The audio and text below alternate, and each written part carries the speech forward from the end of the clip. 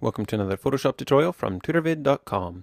This tutorial is going to show you how to remove a background from an image and end up with something like this when you're starting out with something like that.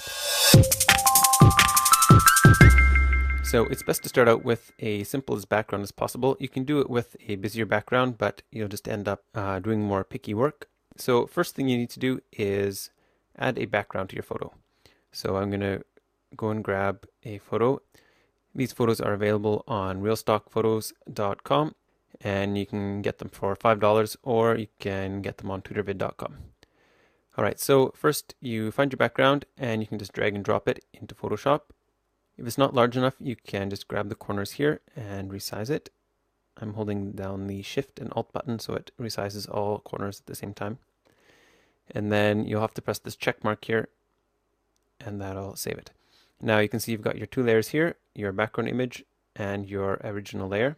Now we want this guy on top, so we want to unlock this layer. Right now it's locked, so we can't really move it or anything. So we're going to grab this lock, just click and drag and put it in the garbage bin.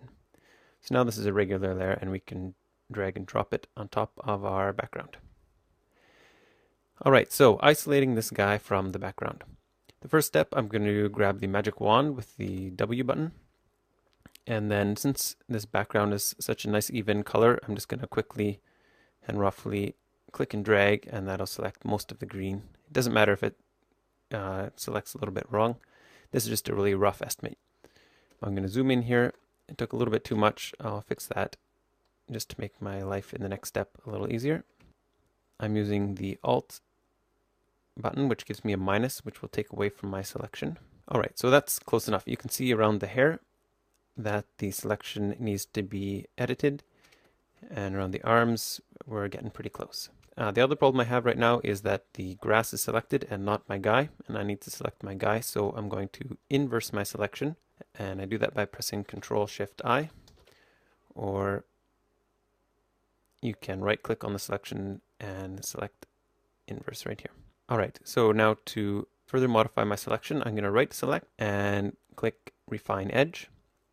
Or it's also available up here in Select and Refine Edge, or press Alt Control R. Now we have this Refine Edge box, and I'll go through these various options and try to tell you what they do. The view, that's just how we want to view our image here, our selection. You can play and look around at these different settings. For this one, I'm going to put on white to start with, so you can sort of see how it's doing along the edge.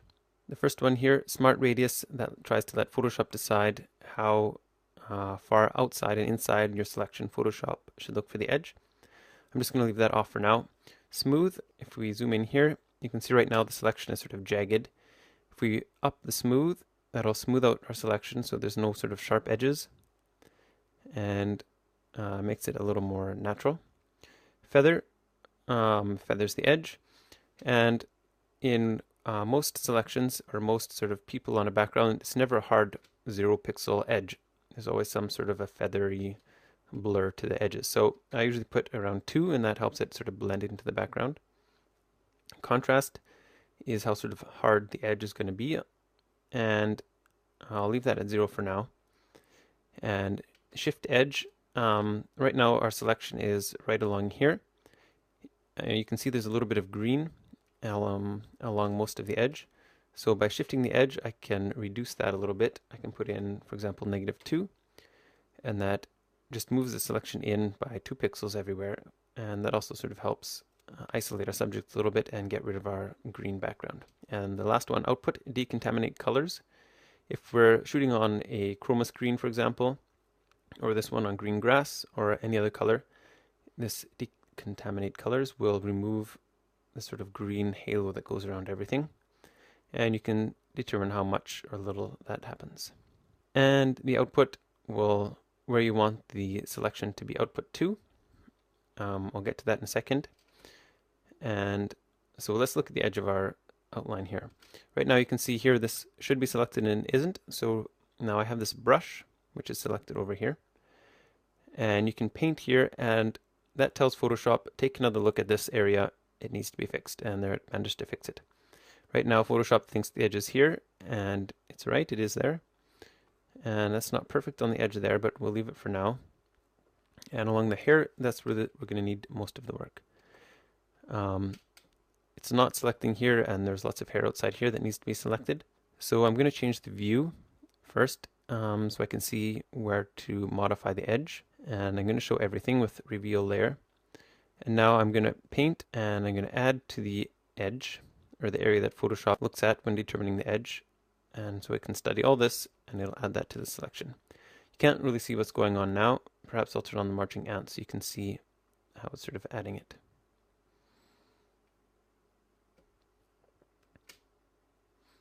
If you want to see how wide your edges are everywhere, you can click this show radius, and that'll show how much is sort of being determined in your selection. So right now here, nothing extra is being added to our selection, and up here, all this hair is going to be added to our what's determined as the edge. So I'm going to paint all this around the hair and add that to the selection. You can watch my video on 10 ways to zoom around your image for ways that you can also use in this tool. Amongst other things, spacebar to slide the image around, Control plus, Control minus to zoom in and out, or else you can use this magnifying glass and hand tool, but it's quicker just to use the shortcuts. Alright, so I'm just doing sort of a rough selection around the edge and painting the areas I want added to the selection. Okay, so then now that I've done that, you can see how it's doing a little better if we put it on white. And now you can see it's doing quite a bit better job. It's getting all the little curls here. And here there's a little bit of green that we need taken out. So I'll add that to the selection. And that managed to gobble it up. A little bit here I think is missed.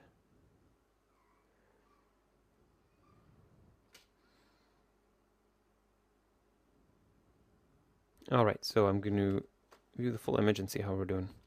We've got a little corner here that has a little green on it. So add that to the evaluated area. Photoshop managed to get it. Alright, so I think we're looking pretty good. Now we can choose to output our layer to a different sorts of things. A new document, we want to keep it in this document, so I'm going to pick one of these top ones. Either a new layer or a new layer with a layer mask. Since I want to work on the layer mask a little more and have more control, I'm going to put it to a new layer with layer mask and click OK. Now you can see here's our original layer, layer 0, and now our new layer here with a copy. Now to get rid of these sort of halo light areas around the hair, we want to use the burn tool. So you can press O or go over here and select burn tool. And then make sure you're working on the layer mask and not on the image or something else. So just click on the layer mask. And if you're not sure how layer masks work, watch a tutorial on those. You'll learn a lot and save a lot of time in Photoshop. And then up here, you've got some burn tool settings. And put the exposure on 50% and the range, work on the shadows. So the reason this works is because there's lots of sort of gray tones in our layer mask that's sort of halfway masking, and when you burn it you make those areas black, and so it's 100% masking. So we can just burn and sort of make those areas more contrasty. If we were in the previous tool, Refine Edge, this is sort of bumping up the contrast setting but doing it for just specific areas of the photo.